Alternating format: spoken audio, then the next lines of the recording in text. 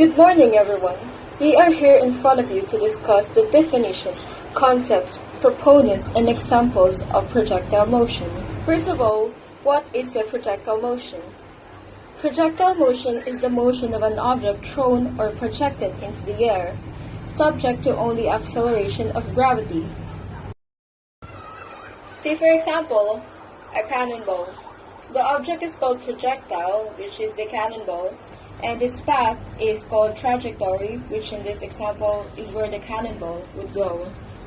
Suppose you are a basketball player and you are throwing the ball into the air in some angle. The ball will follow a parabolic path during its flight before it reaches the ground. In this case, we'll try to understand the movement of the ball.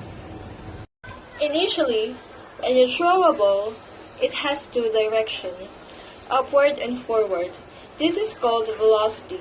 Well, you have the initial velocity on the forward direction, which is Vix, and on the upward direction, you'll have the Viy.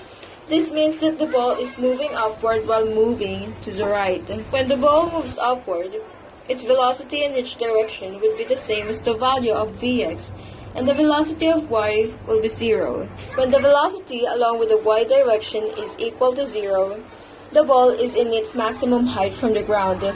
The ball will continue its parabolic path to the basket. During its flight to its destination, the ball will experience a motion which is the downward motion going to the horizontal direction.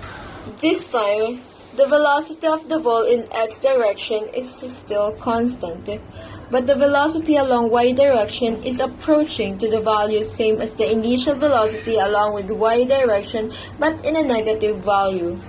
This is to indicate that the ball is going downward until the ball reaches its destination and the velocity will turn to 0. This only means that the velocity of x is constant, while the velocity along y direction is not, as it depends upon the direction of an object. Initially, the velocity along y direction is Vy is equals to Viy. When the ball reaches the maximum height, the velocity of y changes into 0. Vy equals to 0. In terms of acceleration, there is no other laws governing this motion. The acceleration is only due to gravity, which can be written as g is equals to 9.8 meter per second square. This acceleration is pointed downward and is constant during the object's flight. In terms of distance, there are only two distances, and that is the maximum height along with y velocity and the distance traveled of the object during its flight.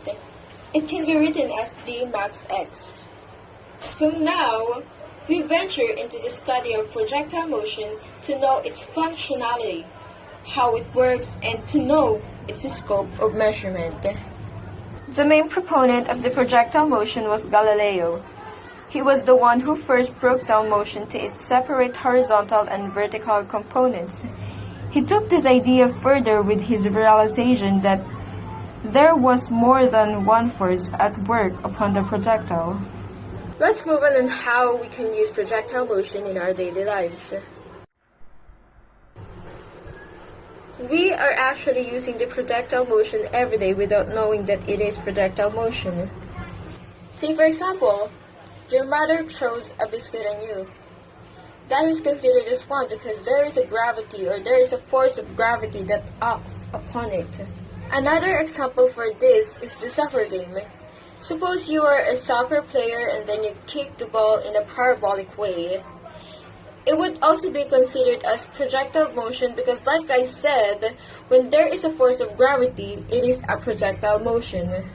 Last example for this is javelin and shot put. All of this has projectile motion because there is a force of gravity in it that is causing the objects to go downwards. And that's it. I hope you guys learned something in our discussion today. Thank you.